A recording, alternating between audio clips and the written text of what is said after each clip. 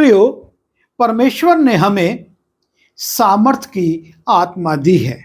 जब हम दूसरा तिमुथियुस उसके पहले अध्याय के 7वें पद में जाते हैं, वहां लिखा है, क्योंकि परमेश्वर ने हमें भय की नहीं पर सामर्थ और प्रेम और संयम की आत्मा दी है। और हम देखते हैं कि परमेश्वर की ये सामर्थ की आत्मा जो हमको सामर्थ प्रदान करती है, वो दो प्रकार से हमारे जीवनों में काम करती है। पहला, गवाही की सामर्थ। यीशु मसीह ने अपने स्वर्गारोहण से पहले अपने चेलों से कहा था, परंतु जब पवित्र आत्मा आएगा तब तुम सामर्थ पाओगे और यरूशलेम और सारे यहूदिया और सामरिया में और पृथ्वी के छोर तक मेरे गवाह होगे। और इस प्रकार से यीशु मसीह ने अपने चेलों पर प्रकट किया था, मेरी गवाही देने के लिए तुमको सामर्थ की आवश्यकता है। और जब तुम सामर्थ पाओगे, उस सामर्थ की आत्मा से जब तुम तृप्त होगे, परिपूर्ण होगे, तब तुम ना सिर्फ यरूशलेम में पर सारे यहूदिया और सामरिया और जगत के छोर तक मेरे नाम के गवाह होगे। प्रभु यीशु मसीह की गवाही देने के लिए आपको और मुझको उस सामर्थ की आवश्यकता है।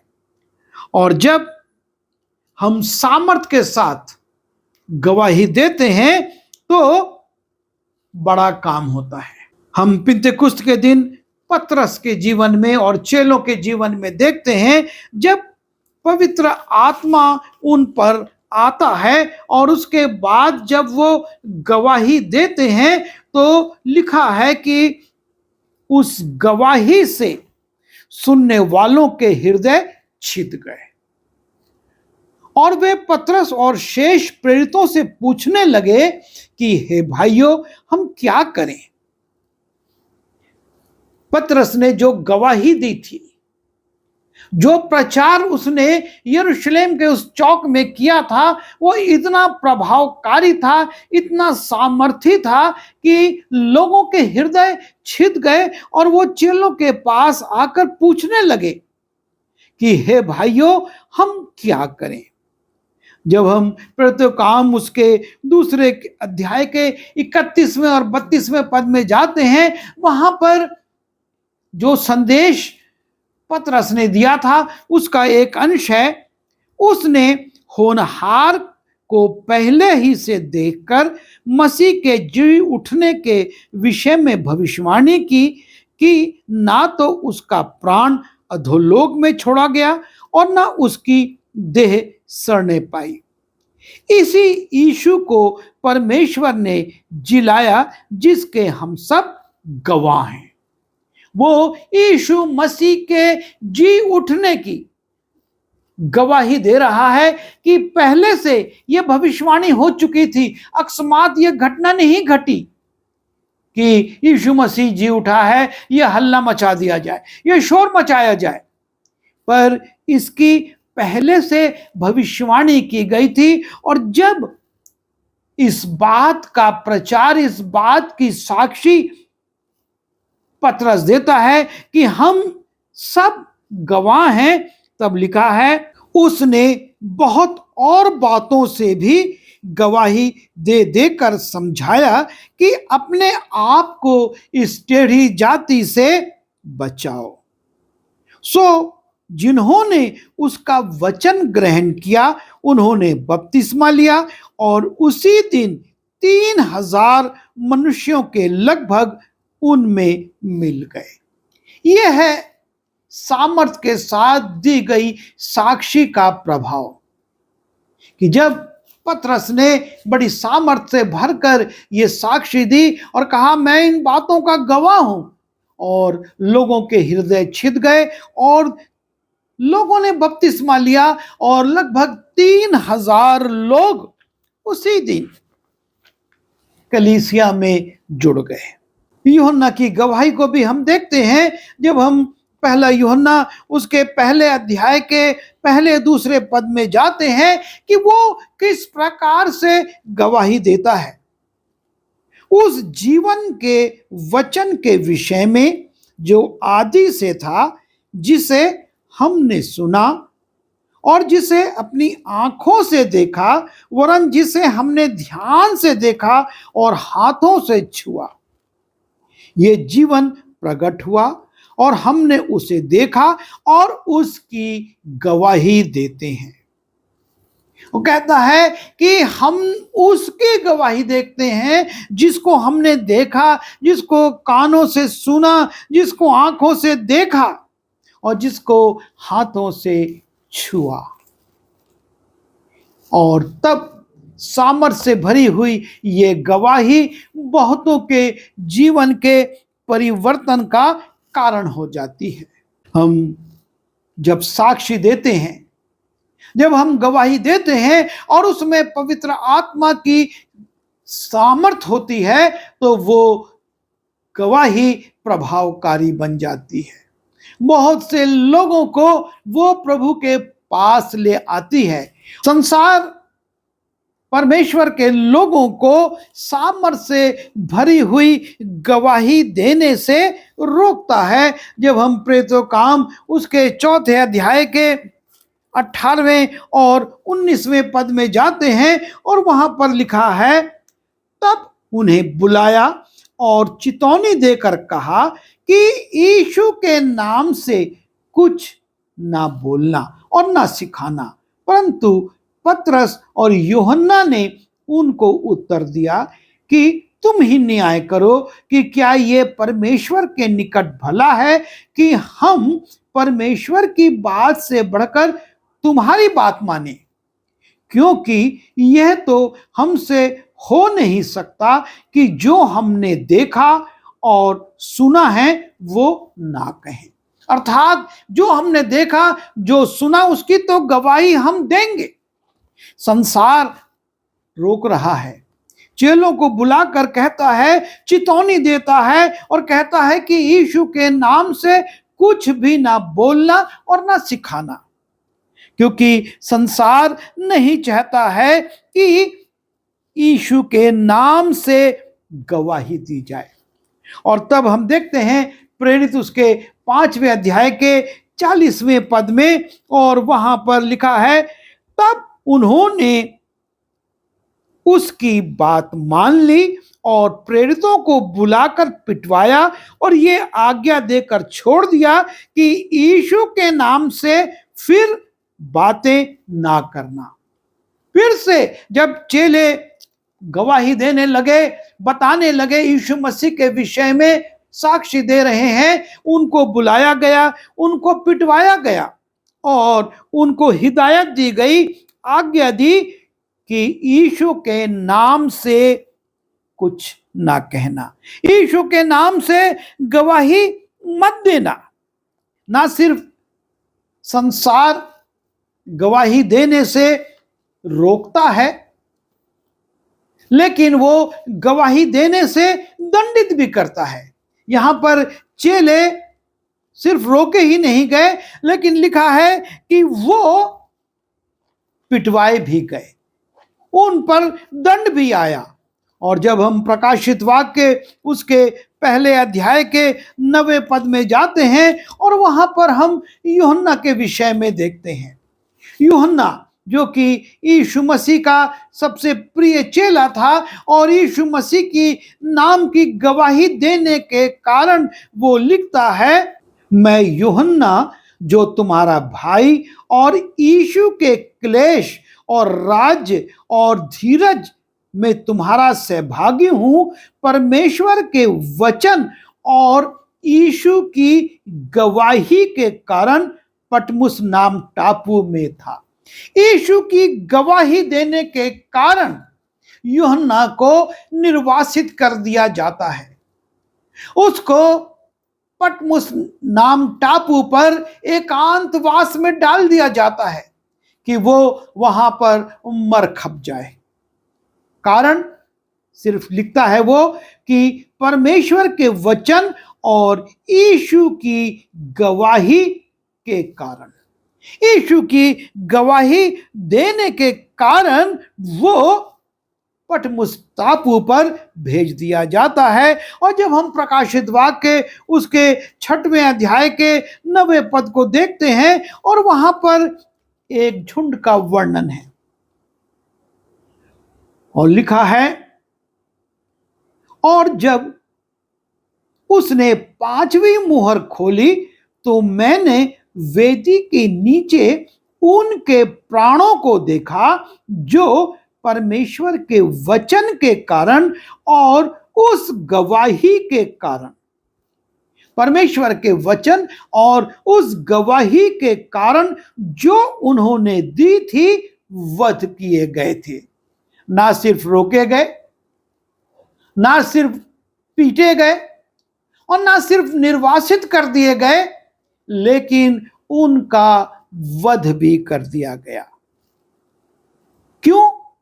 उन्होंने गवाही दी थी। यीशु मसीह की गवाही दे रहे थे, उसके क्लेशों की गवाही दे रहे थे, उसके जी उठने की गवाही दे रहे थे, उसके कार्यों की गवाही दे रहे थे। और इस कारण, उस गवाही के कारण जो उन्होंने दी थी, वध किए गए थे, उनको मार दिया गया था, उनका वध हो गया था। संसार ये नहीं चाहता है कि हम सामर्थ से भरी हुई गवाही दें जो कि लोगों के हृदयों को छेदे, उनको परिवर्तित करे और उनको यीशु मसीह के पास लेकर आए। दूसरी बात, परमेश्वर ने जो आपको और मुझको सामर्थ दी है, उसके द्वारा हम आश्चर्य कर्म करते हैं। जब हम प्रेरितों काम उसके 3रे अध्याय में जाते हैं और वहां पर हम देखते हैं कि पतरस और यूहन्ना मंदिर में चले जा रहे हैं और तब मंदिर के द्वार पर वो एक लंगड़े को भीख मांगते हुए देखते हैं। और तब पतरस ने कहा, चांदी और सोना तो मेरे पास नहीं है। उसके पास देने के लिए चांदी सोना यह बहुमूल्य चीज नहीं है, परंतु जो मेरे पास है वो तुझे देता हूं। यीशु मसीह नासरी के नाम से चल फिर, और उसने उसका दाहिना हाथ पकड़कर उसे उठाया और तुरंत उसके पांव और टखनों में बल आ गया और वो उछलकर खड़ा हो गया और चलने फिरने लगा और चलता और कूदता और परमेश्वर की स्तुति करता हुआ उनके साथ मंदिर में गया। परमेश्वर जो सामर्थ देता है, उस सामर्थ से पतरस ये बड़ा आश्चर्य कर्म करता है। जन के लंगड़े को वो दाहिना हाथ देता है और कहता है, यीशु मसीह नासरी के नाम से चल फिर, और वो उछल कर खड़ा हो जाता है और उनके साथ साथ वो चला जाता है। प्रेरितों काम उसके 5वें अध्याय में जाते हैं और उसके 15वें और 16वें पद को देखते हैं और वहां पर भी पतरस के विषय में लिखा है, यहां तक कि लोग बीमारों को सड़कों पर ला लाकर खाटों और खटोलों पर लिटा देते थे कि जब पतरस आए तो उसकी छाया ही उनमें से किसी पर पड़ जाए। और यरूशलेम के आसपास के नगरों में भी बहुत लोग बीमारों और अशुद्ध आत्माओं के सताए हुओं को ला लाकर इकट्ठा होते थे और सब अच्छे कर दिए जाते थे। परमेश्वर की आत्मा की सामर्थ से भरकर चेले आश्चर्य कर्म करते हैं, बीमारों को चंगा करते हैं, लंगड़ों को चलने की शक्ति देते हैं। और यहां तक कि हम देखते हैं कि पतरस दोरकास नाम की एक महिला को जो मर गई थी और जब उसको नहलाकर अटारी पर रख दिया जाता है और पतरस को बुलाया जाता है और पतरस वहां आता है और लोग उसको दिखाते हैं, पतरस उस स्त्री दोरकास के लिए प्रार्थना करता है और वो स्त्री जी उठती है। एक बड़ा आश्चर्य कर्म उस नगर में हो जाता है जिसकी चर्चा चारों ओर होती है, क्योंकि परमेश्वर की सामर्थ से एक बड़ा आश्चर्य कर्म पतरस ने उस नगर में किया था। एक मृत स्त्री को जीवित कर दिया था। जब हम प्रेरितों के काम उसके 6वें अध्याय के 8वें पद में जाते हैं और वहां पर स्तिफनुस के विषय में लिखा है, क्योंकि स्तिफनुस के चुनाव के पहले जो शर्त रखी गई थी कि वो पवित्र आत्मा और बुद्धि से परिपूर्ण हो, और लिखा है स्तिफनुस अनुग्रह और सामर्थ से, स्तिफनुस अनुग्रह और सामर्थ से परिपूर्ण होकर लोगों में बड़े बड़े अद्भुत काम और चिन्ह दिखाया करता था। वो बड़े बड़े काम और चिन्ह दिखाता था। किससे? सामर्थ से परिपूर्ण होकर, परमेश्वर की आत्मा की सामर्थ से परिपूर्ण होकर वो बड़े बड़े चिन्ह दिखाया करता था। प्रेरितों का काम उसके 8वें अध्याय के 6वें 7वें 8वें पद में लिखा है, और जो बातें फिलिप्पुस ने कही उन्हें लोगों ने सुनकर और जो वो चिन्ह दिखाता था देखकर एक चित होकर मन लगाया, और बहुतों में से अशुद्ध आत्माएं बड़े शब्द से चिल्लाती हुई निकल गईं और बहुत से झोले के मारे और लंगड़े भी अच्छे किए गए।